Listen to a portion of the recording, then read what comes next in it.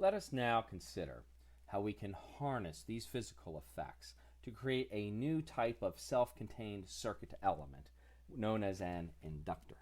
And the idea behind the inductor is that, in fact, it is exactly the same device as above, but what's different is we depend only on the self fields, or the fields generated internally to the system itself. So there isn't going to be any external magnetic field for us to consider in this particular case. But it's going to be exactly the same type of circuitry and analysis that we had shown you before. So in fact, if you think about what we had done, everything that was written down here was written down fully generally, completely without regard to what created that magnetic field inside of the solenoid.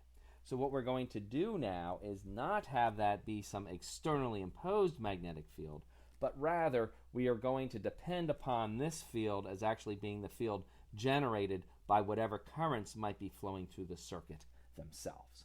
So now when we do that, what we find is that the magnetic field that is in play is something that we can determine completely ourselves. So the magnetic flux in particular that would be going through my loop would follow the same analysis that we had just been through, that there are n turns in my loop, and now the magnetic field generated by a current in my loop I will call B of t, like so. And then, as we had already determined, the magnetic field from current flowing in the presumed direction that I've given to you here, right? This will be my presumed direction of flow through this new device called an inductor. If the field is flowing that way, the magnetic field generated from that, if you use again your right-hand rule number 2, your thumb would be pointing straight up, so the magnetic field will be up, in which case then maintaining these sign conventions that we will always travel through the solenoid in that presumed direction of the flow. The area element also points straight up. So when we go to calculate the flux and we find the term B dot dA, because B and dA are in the same direction, we just get, again, the cosine of 0. In other words, just 1 or a positive sign. So I'll just write +1 for that. Now, if we are going to consider only the magnetic field due to the system itself, the internal magnetic fields, we know already the value of the magnetic field for such a case. In such a case, the magnetic field is just the field from the standard solenoid, which is mu naught times the winding density, number of turns per unit length, lowercase n, times the current flowing through the solenoid, which we are calling I of t in this particular case, right? That's just the current I. So those terms then give me the magnetic field, and this then is then simply multiplied through by the area A. Now I'd like to combine all of these into a simple expression. To do that, notice that the total number of turns n is actually equal to the density of turns per unit length, lowercase n, times, of course, the length of the solenoid. So combining all of these things, I have something that's simply proportional to the current.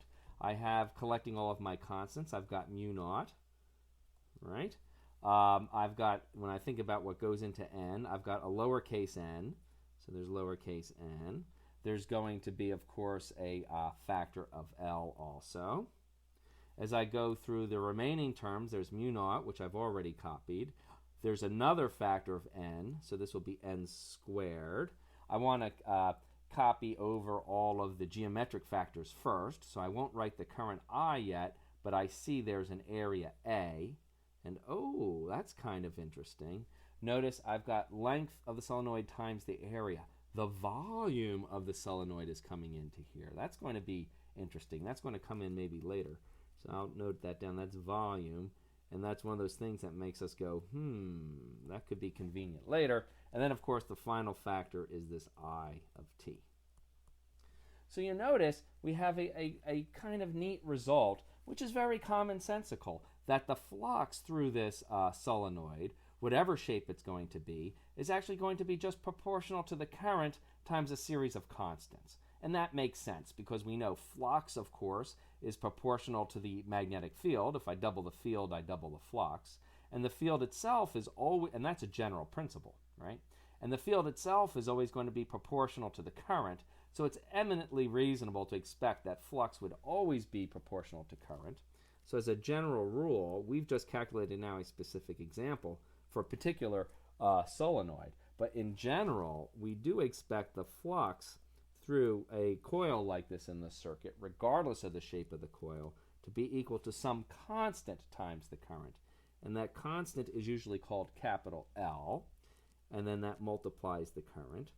And that constant has a specific name. It's generally called the inductance of the inductor. So it's called inductance. But the inductance, notice, in this case is coming from itself. Sometimes it's called the self-inductance. There's another concept known as mutual inductance, which is the inductance between two different coils, which we're not going to consider much in this course. Now, that's the general result that we always expect. In particular, we've just calculated the inductance for a regular solenoid, not a toroidal solenoid, but for a traditional straight solenoid, we've just calculated the value of this proportionality constant. It's nothing other than this combination of constants up here, which for this case was mu naught times the square of the winding density times the actual volume, the length times the area in that particular case.